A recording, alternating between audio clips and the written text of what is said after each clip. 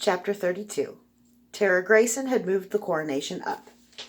No matter that an army was encamped around the city, and with their scant supplies already dwindling, it was wildly inappropriate to have a party, Tara had decided she couldn't wait 2 months.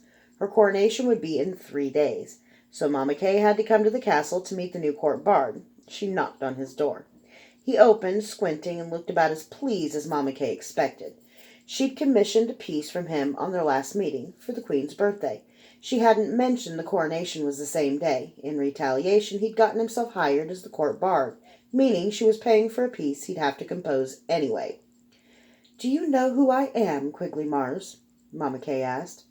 As she stepped past him into his small apartment, he sniffed to smell her perfume. Quigley's sense of smell was as good as his eyesight was bad. Her spies said he'd even spent time with Alaterra's royal perfumer. He hesitated then. "You are Madame Kirina, a woman of great power and wealth." Quigley's voice was a tenor so clear it was a pleasure even to hear him speak. It was a pity nothing else about the man was beautiful. Quigley Mars resembled nothing so much as a squashed frog. He had a wide, fleshy mouth that turned down at the edges, no neck, a perpetual squint, and a small round gut like a ball. Rather than trousers, he wore baggy yellow tights on his skinny legs, and he had a tiny tricorn hat with a feather in it. He was one of the ugliest men Mama Kay had ever seen, save for a few lepers far gone into their disease. "I heard your new tale, The Fall of the House of Gunder. It was fearless, beautiful. You should write more," she said. Quigley bowed, accepting the praise as his due. "I usually prefer the honesty of instrumentals. The pipe and lyre never lie, nor by their tones do good men die." An odd sentiment from a minstrel who's been chased from half the capitals of Midicrew because he can't stop himself from telling the truth. Which is why she'd asked if he knew who she was. At least he was capable of discretion. She smiled. "May I ask why you're here?" Quigley asked, squinting at her. Damn all artists.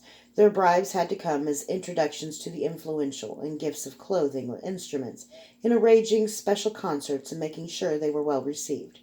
Of course, a bard rarely minded when some beautiful young music aficionado offered to polish his flute, either.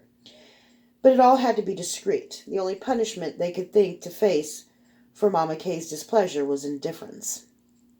Years ago, Mama Kay had sent a gorgeous little flute case to a newly popular bard called Rowan the Red. The girl had given him some grossly ignorant compliment, which she couldn't have if she were the educated young noblewoman she was pretending to be. Instead of taking her to his room and giving her better things to do with her mouth, Rowan had quizzed her and publicly made her look a fool. It didn't take him long to guess who might have sent her. When Mama Kay's most gifted wet boy, Durzo Blent, had arrived a few hours later, the bard was already writing a song mocking her and making wild allegations, some of them true. No one ever heard that catchy tune or any other tune from Rowan the Red, but it had been a near thing, and since then Mama Kay avoided bards when she could.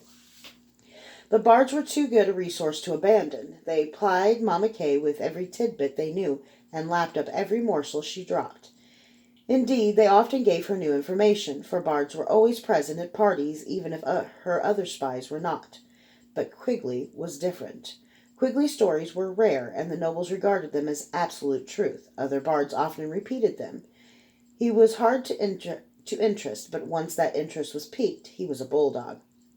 "Do you know who I am, Quigley Mars?" she asked again. Again he hesitated. "You're the owner of half the brothels in the city.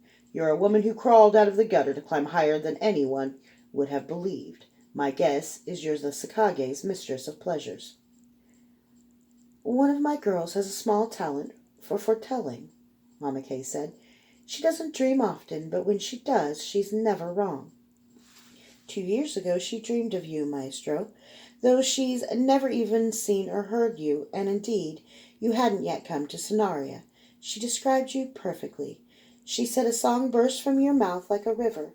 The river was the purest, clearest water she'd ever seen. She said I tried to stop it, but the waters overwhelmed me and I drowned.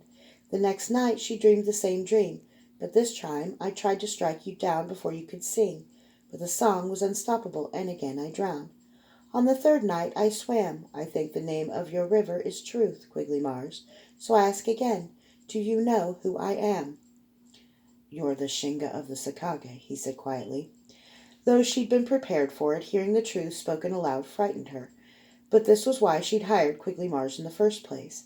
She'd paid him for a flute piece, then had her informants drop hints to him of a much bigger story, the kind of tale Quigley couldn't resist telling. But the man was incredibly bright, and that made him dangerous. How'd you learn? She asked. Everyone knew you were Jarl's right hand. When he disappeared, none of the Sakage's work was interrupted. Aegon's dogs continued training, the Nocta Hamada happened, and there was no rush of thugs' bodies floating in the plinth.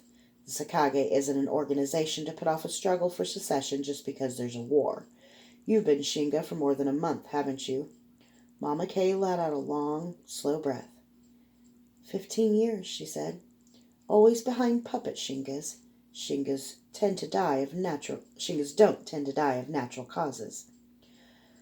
So what are you buying? I'm guessing you want more than a flute piece. I want you to sing a song of Tara Grayson's secrets. Do you know what those are? Quigley asked. Yes. Are you going to tell me? No. Why not? Because I've made my living telling lies, and you know it. Because the truth is damning enough. Because you're renowned for winking out the truth on your own. So if you can't dam the river, you wish to channel it? How do you propose to buy me off? You want more than coin? She asked, knowing the answer. Oh, yes. Then I'll give you what you wish, she said. I want your story. You will answer every question I ask. And if you lie in any particular, I will use your tale to cast you in a devastating light. Now you tempt me to take my chances with prophecy and signal the wet boy I have waiting behind the curtain to kill you. A whore's truth has too many sharp edges. I will tell my story and not spare myself, but I will not share the secrets of the men I could destroy with what I know. It would be my death, and some few of them deserve better.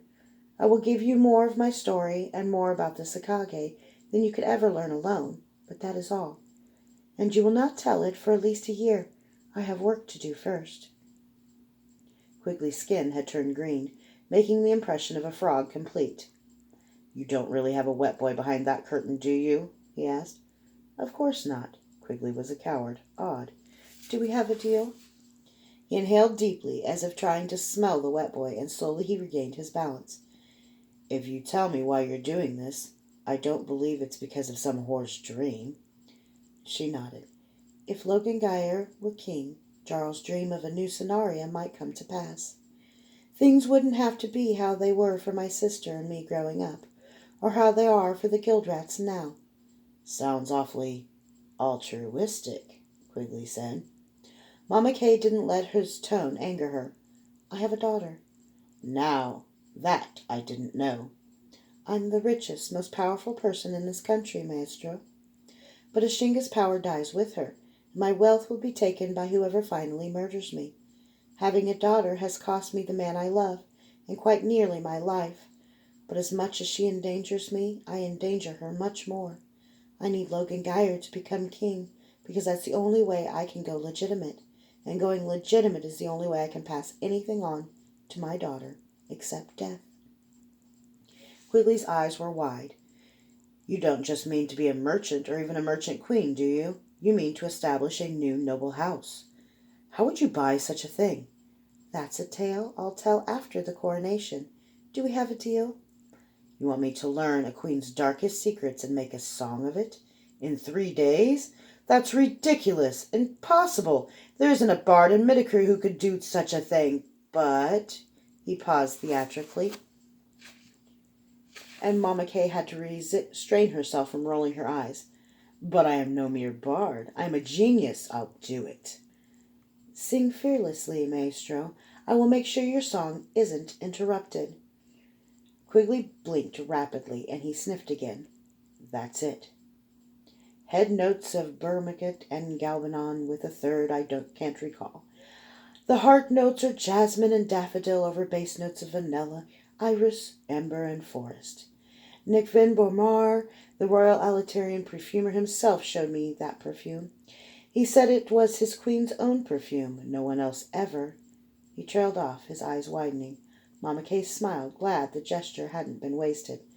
A small tongue wet his wide, fleshy lips. May I just say, Madame Carina, you frighten and intrigue me in almost equal measures. She chuckled. I promise you, Maestro, the feeling is mutual.